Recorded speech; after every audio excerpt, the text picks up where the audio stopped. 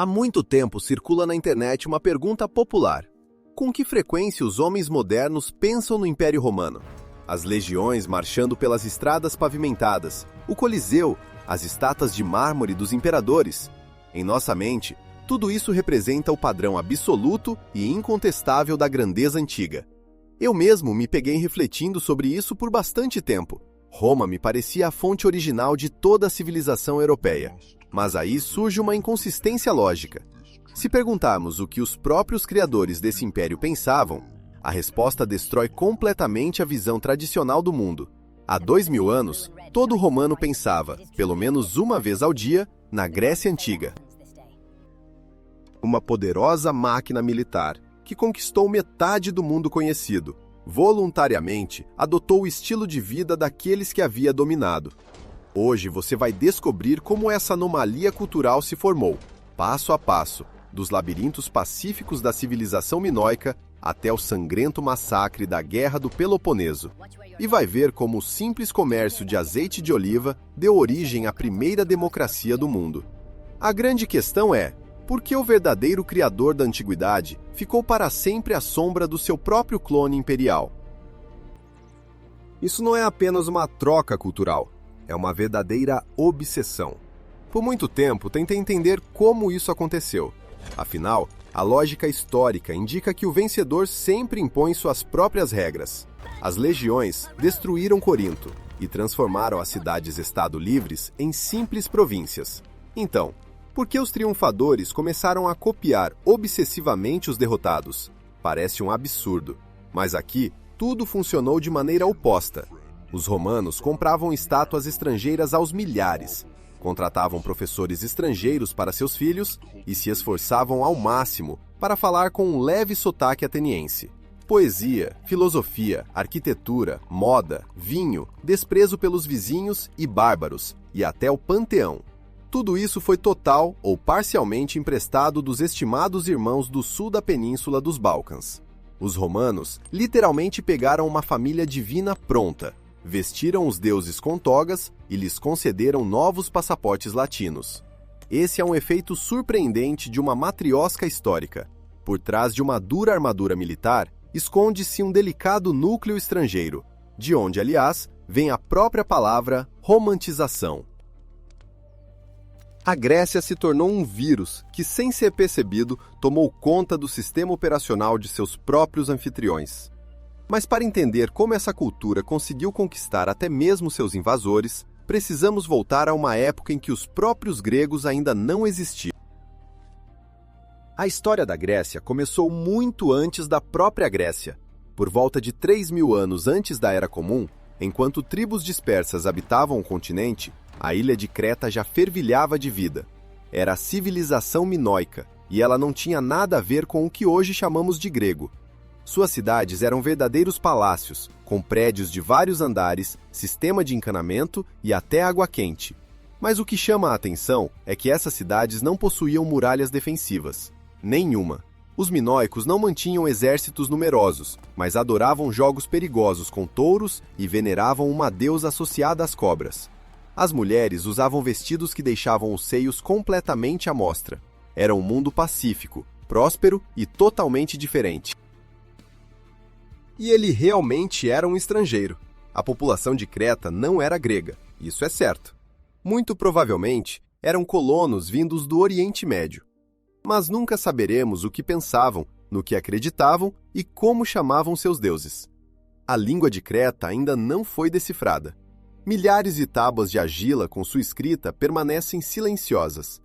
É como encontrar uma enorme biblioteca, onde todos os livros estão escritos em um idioma que ninguém no mundo consegue ler. Enquanto Creta construía seus labirintos, a futura Grécia era uma província isolada. Toda a política, o comércio e as guerras da Idade do Bronze aconteciam entre os verdadeiros titãs daquela época: o Egito, os hititas e a Assíria.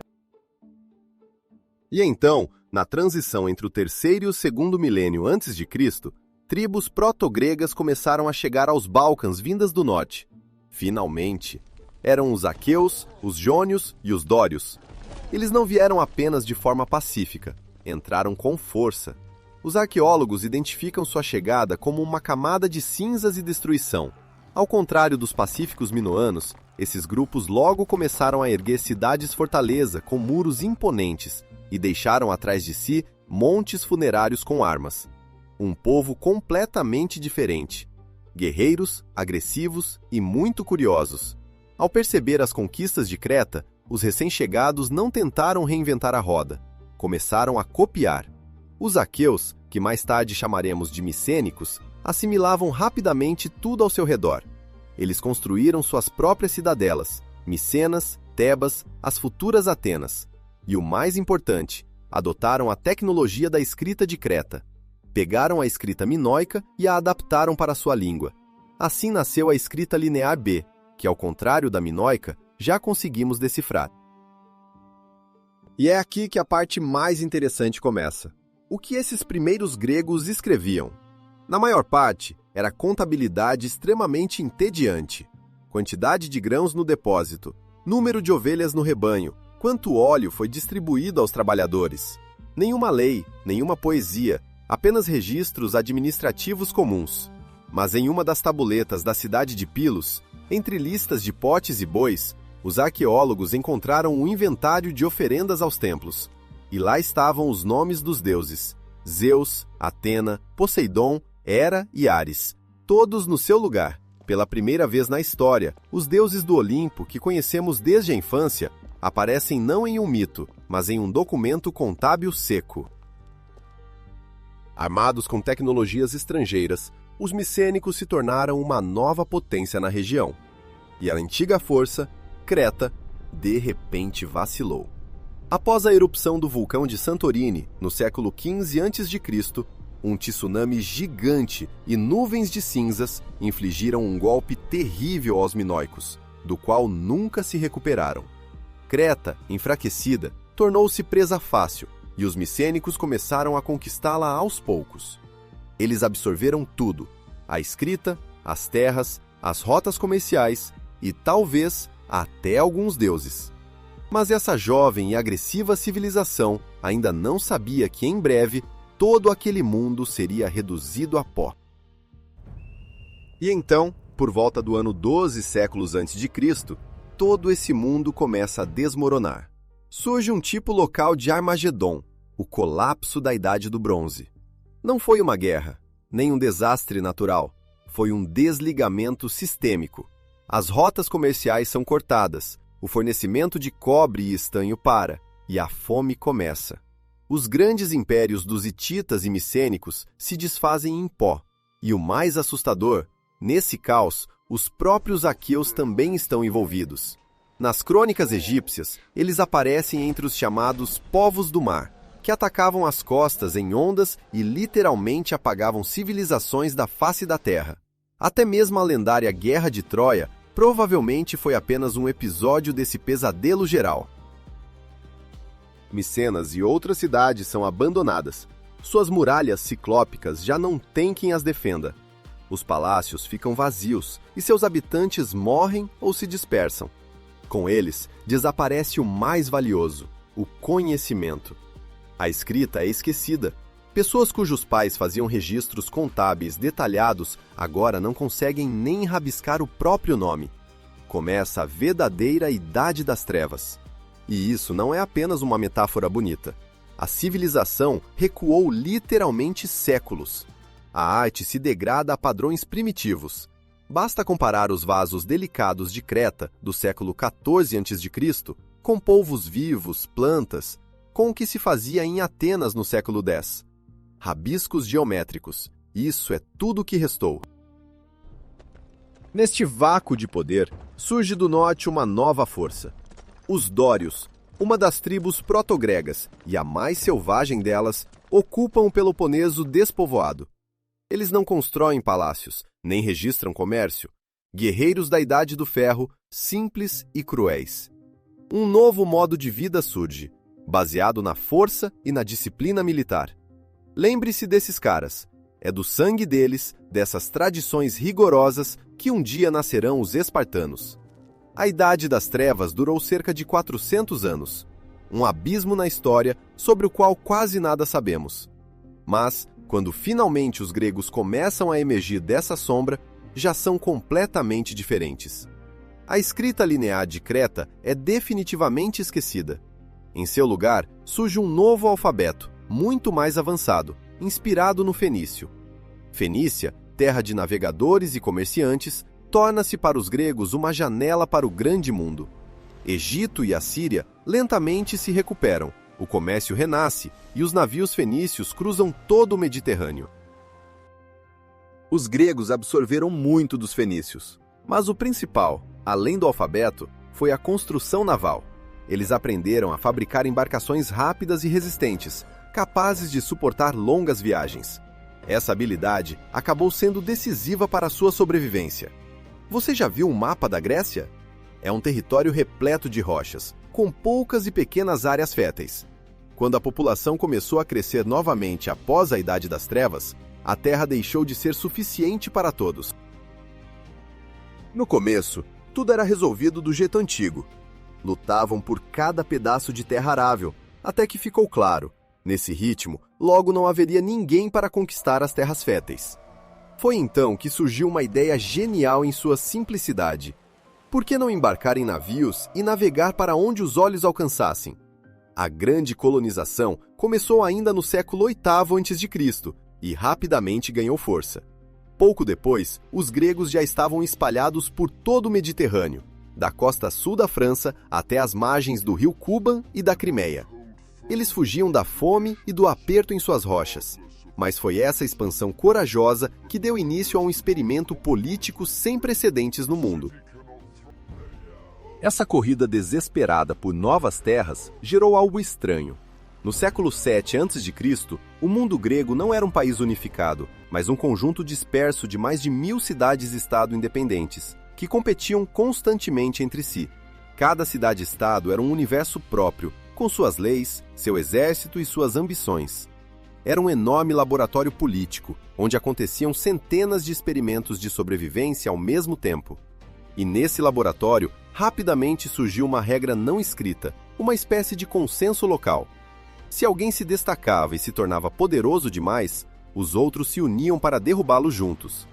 Esse equilíbrio permanente de forças impedia o surgimento de um império grande, mas fazia com que cada cidade-estado inventasse algo novo continuamente para superar os vizinhos. E então entrou em cena um fator que ninguém poderia prever. O alfabeto grego, emprestado dos fenícios, se destacava dos demais por um diferencial único: a presença das vogais. Parece um detalhe pequeno, mas na verdade isso mudou tudo. Com as vogais, aprender a ler e escrever ficou muito mais simples, e por isso a educação se tornou mais acessível. A alfabetização deixou de ser um privilégio exclusivo dos sacerdotes e escribas. Comerciantes, artesãos e capitães de navios passaram a saber ler e escrever. Pela primeira vez na história da Idade do Ferro, surgiu uma verdadeira classe média. E essa classe média não era apenas rica. O exército de todas as cidades-estado na época era formado pela milícia dos hoplitas, soldados de infantaria fortemente armados. Mas eles não eram camponeses nem escravos, eram o próprio demos, cidadãos instruídos, com recursos e capazes de comprar suas próprias armaduras e armas. E quando você é a base do poder militar do Estado, cedo ou tarde você se pergunta: por que não participo do governo? Essa questão dividiu o mundo grego em dois grupos. Em algumas polis, como Esparta, o poder ficou nas mãos de famílias especialmente ricas e influentes. Assim, surgiram as oligarquias, literalmente, o governo de poucos. Já em outras, como Atenas, aconteceu algo diferente. O poder era exercido por meio de debates abertos de todo o demos, livre. Surgiu a democracia, o poder do povo. Soa bem, não é? Mas vamos ver quem eles consideravam como povo? O demos, ou seja, os cidadãos plenos, eram apenas os homens livres nascidos em Atenas. Mulheres, crianças, numerosos escravos e até os trabalhadores migrantes, chamados metecos, ficavam de fora. Eles construíam, comerciavam, viviam na cidade, mas não tinham direito a voto. Na verdade, a democracia ateniense era o governo de uma minoria. Só que essa minoria era bastante grande. Enquanto essa fervilhante rede de cidades-estado discutia entre si, no final do século VI a.C., uma ameaça surgiu do leste: os persas. Não era um exército comum, era o maior império do mundo, que se estendia da Índia até o Egito. Comparados a ele, todos os polos gregos juntos pareciam um punhado de vilarejos. Primeiro, os persas subjugaram as colônias gregas na Jônia, na costa da atual Turquia. Em 1498 a.C., iniciou-se a Revolta Jônica, que logo contou com a participação de outros gregos. Os atenienses, decididos a apoiar seus compatriotas, realizaram ataques saqueadores em várias cidades e, entre outras coisas, incendiaram o templo local da deusa Cibele. Para o rei persa Dario, isso foi o pretexto formal para a invasão. Ofender os deuses, esse era o motivo perfeito para declarar guerra. O primeiro ataque, no ano de 490, foi repelido pelos gregos na famosa Batalha de Maratona. Mas aquilo era apenas o começo. 10 anos depois, o filho de Dario, Xerxes, reuniu um exército que os contemporâneos descreviam como algo jamais visto na história. Foi então que a divisão entre os gregos ficou evidente em toda a sua extensão. No ano de 481, um congresso foi convocado em Corinto para decidir como enfrentar a invasão. E sabe o que aconteceu? Argos, Tebas, Creta, as poderosas Siracusa e até os sagrados Delfos recusaram-se a participar da guerra contra os persas. Metade da Grécia decidiu que aquele não era um problema deles. Mesmo diante da ameaça de destruição total, não conseguiram se unir. Para aqueles que decidiram lutar, restou improvisar. O comando foi dividido. Esparta liderava as tropas terrestres, enquanto Atenas ficava à frente da frota naval. E foi aqui que o estrategista ateniense Temístocles teve um papel fundamental. De alguma forma, ele convenceu seus concidadãos de que a batalha decisiva aconteceria no mar e, com antecedência, construiu uma enorme frota de 200 triremes, em vez das 70 anteriores. Foi na Segunda Guerra Greco-Persa que aconteceram os eventos que conhecemos pelos filmes: a heróica morte dos 300 espartanos nas Termópilas, a queima das Atenas vazias pelos persas e, por fim, a batalha naval decisiva em Salamina, onde a ágil frota grega atraiu e derrotou os gigantescos navios persas. Eles realizaram o impossível e repeliram o ataque do maior império da Terra. Mas a maior ameaça para a Grécia não vinha dos navios persas, e sim do que essa vitória faria com as próprias Atenas. A vitória sobre os persas embriagou Atenas. Sentindo-se os salvadores da Grécia, decidiram que agora tudo lhes era permitido. Ao final da guerra, Atenas impôs a criação da Liga de Delos, uma espécie de aliança militar grega da antiguidade, criada para proteger contra futuras invasões. Os integrantes contribuíam com dinheiro para um fundo comum, destinado à manutenção da frota naval. Uma causa nobre, não é mesmo? Mas é a partir daqui que a história fica realmente interessante. No início, tudo seguia conforme o planejado. Mas depois, os atenienses decidiram que o fundo comum estaria mais seguro sob seu controle, em Atenas. E com esse dinheiro, que vinha das contribuições de dezenas de polis, eles construíram o famoso Partenon, ou seja, o símbolo da democracia ateniense e da Grécia clássica, foi na prática financiado com recursos arrancados dos aliados. Quando algumas polis começaram a reclamar e tentaram sair da aliança, Atenas reprimiu essas insatisfações com força bruta. Os heróis libertadores rapidamente se transformaram em agiotas. Esse período de rapina e ditadura é conhecido como a Era de Ouro. Foi uma época em que, nas democráticas Atenas de mármore branco, circulavam Sócrates, Heródoto e Platão. Mas espere, a ironia não para por aí. De onde vinham as riquezas de Atenas e de outras polis para financiar guerras e construir templos? A verdade é que uma parte significativa do ouro, das mercadorias e do conhecimento vinha da Pérsia. Isso mesmo, do inimigo de ontem. Assim que os combates ativos cessaram, os gregos começaram a negociar com os persas com cada vez mais frequência e aproveitaram o melhor que eles tinham a oferecer. A Era de Ouro da Grécia se apoiou nas ambições imperiais e no comércio persa.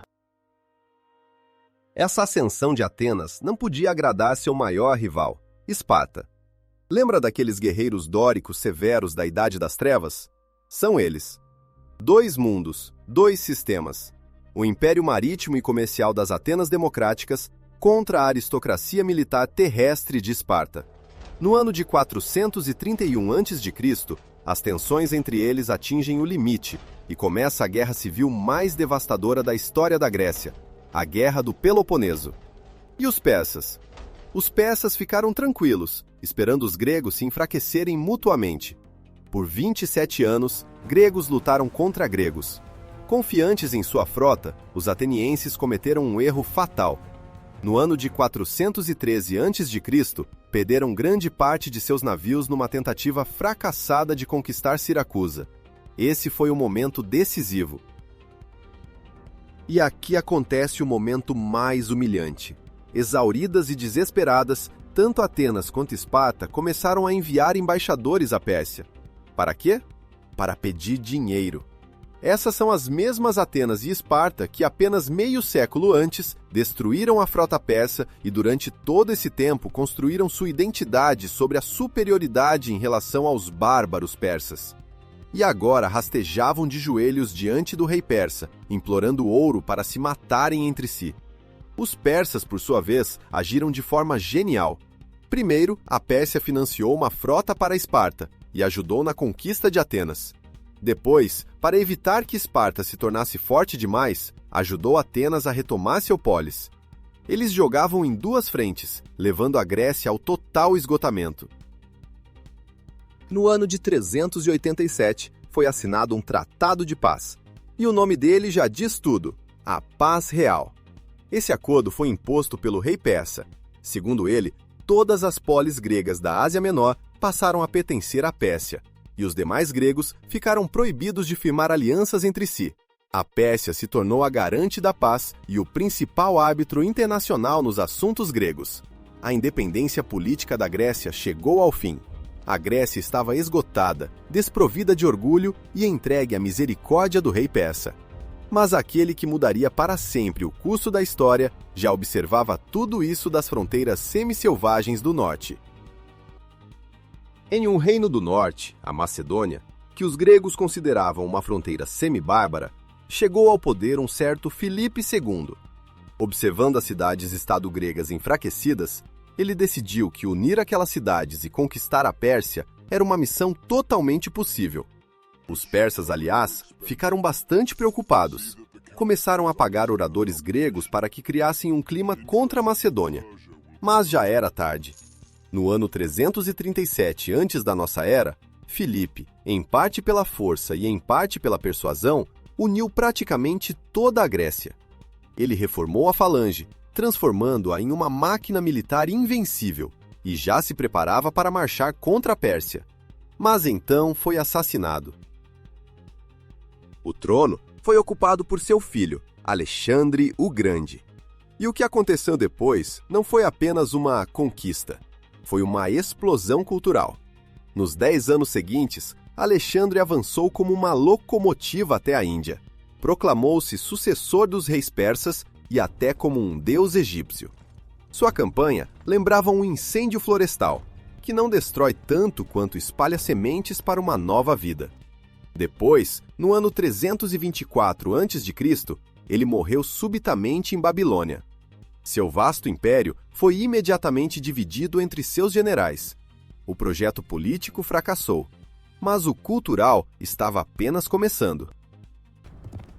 Alexandre fez algo genial. Ele aproveitou a infraestrutura persa, as estradas e cidades que já conectavam toda a Ásia, e acrescentou a Grécia a esse sistema. Por essa rede já pronta, como se fosse um óleo, ele espalhou as ideias do helenismo. As elites locais, do Egito ao Afeganistão, nem perceberam quando começaram a falar grego, a construir anfiteatros, a ler Platão e a frequentar banhos públicos. A cultura grega virou a língua universal do prestígio e do poder. Veja, por exemplo, o relevo do deus ariano Mitra, no estilo oriental e helenístico. Ou como a escultura indiana se transformou. Não foi uma simples imitação. foi uma fusão de mundos. E qual foi a surpresa dos próprios gregos ao perceberem? Eles se tornaram o centro cultural do mundo, mas, ao mesmo tempo, uma periferia política completa. Suas ideias e artes eram referência para todos, mas na política ninguém lhes dava valor. Esparta entrou em decadência, transformando-se em uma atração turística. Atenas resistiu sem sucesso à influência macedônia, ficando apenas como uma universidade de prestígio. Enquanto os descendentes de Alexandre dividiam o Oriente entre si, no Ocidente surgia uma força nova e desconhecida. E foi aí que a Macedônia cometeu seu erro fatal. Ela apoiou o comandante cartaginês Aníbal na sua guerra contra Roma. Depois de derrotar Cartago, Roma voltou sua atenção para a Macedônia. A puniu de tal forma que todo o mundo helenístico ficou completamente confuso. Ninguém esperava tamanha potência militar. Mas a surpresa foi ainda maior quando Roma, após vencer, não ocupou a Grécia, nem exigiu reparações. Simplesmente se retirou. Os gregos não entenderam essa atitude. Continuaram suas disputas internas, enquanto os romanos aguardavam pacientemente. Finalmente, no ano de 148 a.C., a paciência de Roma se esgotou, e a Grécia foi transformada na província romana da Acaia. A história política da Grécia Livre chegava ao fim. Mas é justamente aqui que está o segredo daquela ilusão com que começamos. Por que o Roma vencedor passou a copiar obsessivamente a Grécia derrotada? Porque no momento da conquista, o próprio Roma já estava helenizado de forma irreconhecível. A vitória política de Roma resultou em sua derrota cultural absoluta. De volta para casa, os generais e soldados romanos trouxeram não só escravos e ouro, mas também os deuses gregos, a filosofia grega e a arquitetura grega. A história da origem de Roma seria complementada com a Guerra de Troia, para se encaixar no mito grego. E os deuses romanos, antes abstratos, Júpiter e Marte, passaram a ser representados exatamente como Zeus e Ares da Grécia. Antigamente, o helenismo se espalhou por todo o Oriente, usando o legado persa como um óleo que facilitava esse movimento. Agora, o mesmo aconteceu com a romanização. Roma se tornou um novo, ainda mais poderoso disseminador das ideias gregas. Ela incorporou todo aquele vasto mundo helenístico, somando ainda toda a Europa. Ao conquistar a Grécia, Roma não a destruiu, mas a absorveu e transformou seu código cultural na base de toda a civilização ocidental. A morte política se tornou para a Grécia um passaporte para a imortalidade cultural. E o mais interessante é que a grandiosidade acabou retornando à Grécia. Só que não mais em Atenas ou Esparta, mas numa colônia antes insignificante às margens do Bósforo, Bizâncio. Foi essa cidade, renomeada como Constantinopla, que estava destinada a se tornar a capital do novo Império Romano, um império que falaria grego e carregaria o legado da Hellas por mais 1000 anos de história.